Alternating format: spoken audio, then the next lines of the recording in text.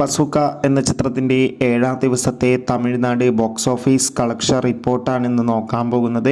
വീഡിയോയിലേക്ക് മുൻപ് video like ചെയ്യുക, ചാനൽ സബ്സ്ക്രൈബ് ചെയ്യുക. ഏപ്രിൽ മെയ് മാസം അങ്ങോട്ട് ധാരാളം ചിത്രങ്ങൾ OTT റിലീസ് ചെയ്യും.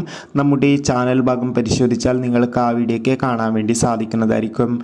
മമ്മൂട്ടി നായകനായ ചിത്രമായിരുന്നു ബസൂക്ക. ദിവ്യ പിള്ളെ, ഷൈം ടോം ചാക്കോ എന്നിവരൊക്കെ പ്രധാന കഥാപാത്രങ്ങളായി എത്തിയിട്ടുണ്ടായിരുന്നു. ചിത്രത്തിന് അത്യാവശ്യം മികച്ച അഭിപ്രായം തന്നെയാണ് ഇപ്പോഴും പുറത്തുവന്നുകൊണ്ടിരിക്കുന്നത്. അതുകൊണ്ട് തന്നെ എല്ലാ സിനിമാ പ്രേമികളും ഒരേപോലെ ചിത്രത്തിൻ്റെ ഓരോ ദിവസത്തെ ഓരോ കളക്ഷൻ റിപ്പോർട്ടും അറിയാൻ വേണ്ടി കാത്തിരിക്കുകയാണ്.